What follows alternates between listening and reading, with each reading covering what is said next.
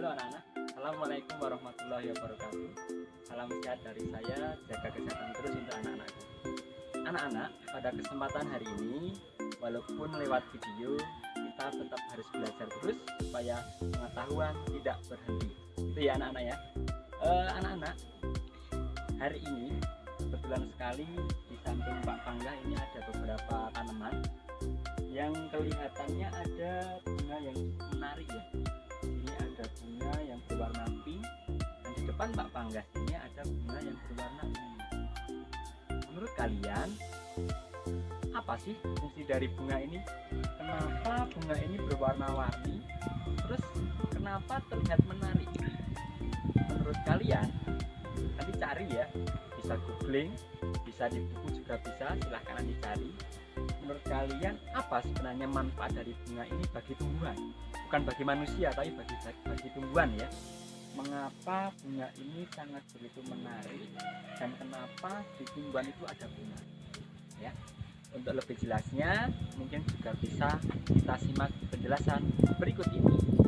Sebelum kita membahas tentang manfaat bunga bagi tumbuhan itu sendiri, maka kita perlu mengetahui bahwa makhluk hidup seperti tumbuhan dan hewan ini memiliki ciri berupa berkembang biak.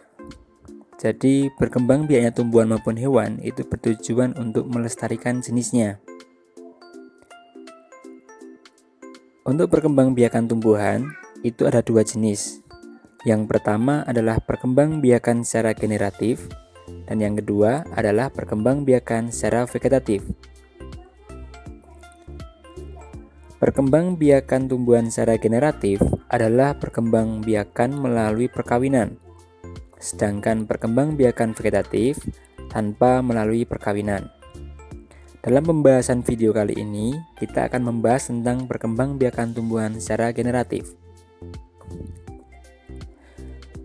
Perkembangbiakan secara generatif, di mana melalui proses perkawinan, tentunya tumbuhan memiliki alat yang digunakan untuk perkembangbiakan. Alat perkembangbiakan ini dalam tumbuhan kita temukan berupa bunga. Ya, jadi bunga ini adalah alat perkembangbiakan bagi tumbuhan.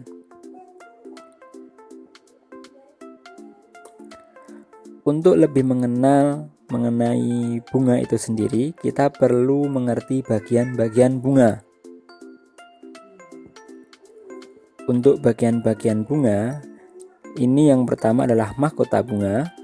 Ini adalah bagian terluar dari bunga yang sering kita jumpai berwarna-warni. Kemudian ada kepala sari yang merupakan bagian dari benang sari. Ini merupakan alat kelamin jantan bagi tumbuhan yang terdapat dalam bunga. Yang bagian berikutnya kemudian adalah kepala putik yang merupakan bagian dari tangkai putik atau putik secara keseluruhan yang merupakan alat perkembangbiakan betina pada tumbuhan. Selanjutnya ada kelopak, kemudian bakal biji yang nantinya akan berkembang menjadi biji dalam sebuah buah. Kemudian ada dasar bunga dan tangkai bunga. Setiap tumbuhan yang memiliki bunga yang memiliki bagian secara lengkap, maka disebut sebagai bunga lengkap. Jadi bunga lengkap ini bunga yang bagian-bagiannya ada semua. Jika salah satu bagian tidak ada, maka disebut sebagai bunga tidak lengkap. Sebagai contoh adalah bunga jagung. Bunga jagung itu tidak memiliki mahkota bunga, sehingga bisa disebut sebagai bunga tidak lengkap. Kemudian, jika ada bunga yang memiliki alat kelamin jantan dan alat kelamin betina dalam sebuah bunga, maka disebut sebagai bunga sempurna. Tentunya, jika tidak memiliki salah satunya, bisa disebut sebagai bunga tidak sempurna.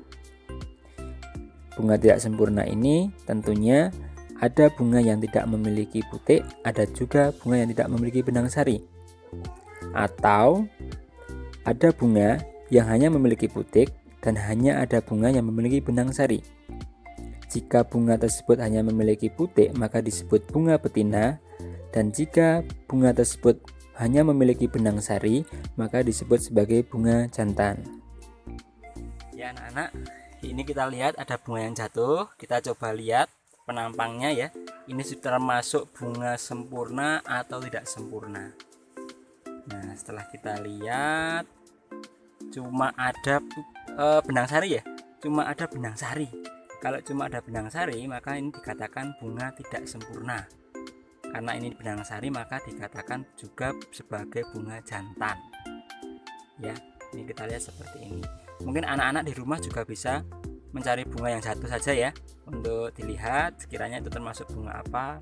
Dilihat juga penampangnya apakah lengkap atau tidak lengkap, apakah sempurna atau tidak sempurna.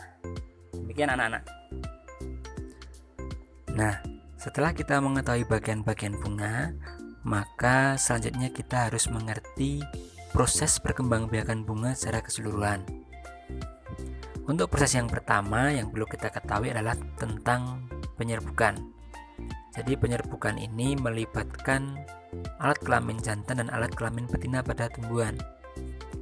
Alat kelamin jantan berupa benang sari dan alat kelamin betina berupa putik. Benang sari itu memiliki serbuk-serbuk kecil yang lengket yang jumlahnya cukup banyak, disebut sebagai serbuk sari. Serbuk sari ini bisa terbang melalui perantara angin maupun menempel melalui serangga yang kemudian dapat menempel di putik, entah itu dalam satu bunga maupun dalam bunga yang lain. Proses menempelnya serbuk sari ke kepala putik atau ke putik ini disebut sebagai penyerbukan. Sehingga secara kalimat yang benar adalah peristiwa jatuhnya serbuk sari ke kepala putik. Peristiwa penyerbukan dalam tumbuhan ini dibagi menjadi beberapa jenis berdasarkan asal dari serbuk sarinya. Yang pertama adalah penyerbukan sendiri. Penyerbukan sendiri adalah serbuk sari yang jatuh di kepala putik dalam sebuah bunga.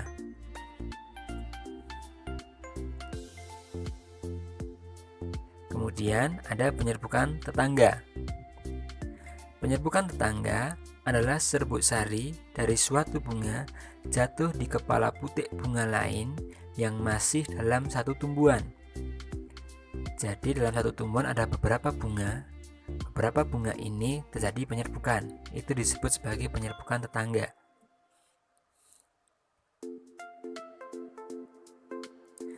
Kemudian ada penyerbukan silang.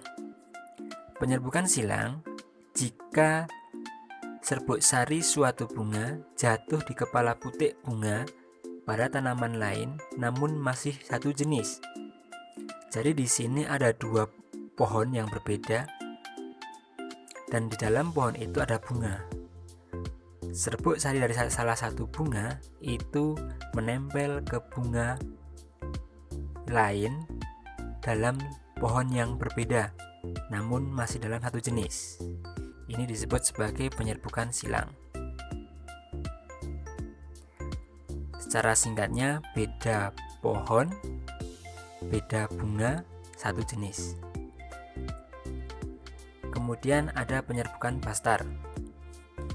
Penyerbukan bastar adalah penyerbukan yang terjadi jika serbuk sari suatu bunga jatuh di kepala putik bunga yang berasal dari tumbuhan yang berbeda varietasnya.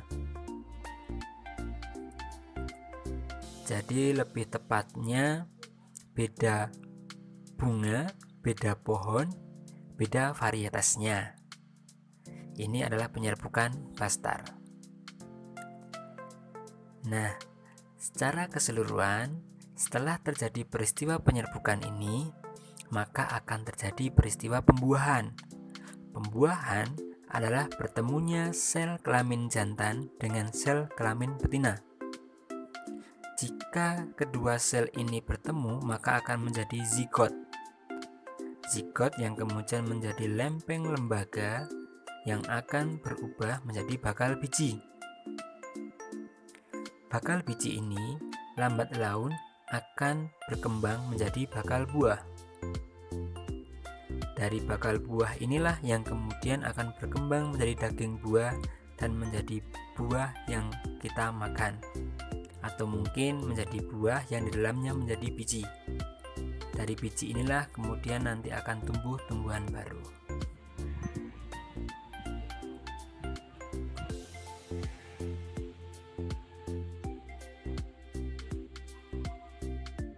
Nah, itu tadi penjelasan singkat mengenai apa manfaat bunga bagi tumbuhan itu sendiri dan ada kaitannya dengan perkembangbiakan generatif pada tumbuhan. Semoga bermanfaat dan bisa menambah pengetahuan anak-anak. Untuk pertemuan berikutnya dan untuk video berikutnya kita akan membahas tentang perkembangbiakan vegetatif pada tumbuhan. Nantikan ya. Dadah.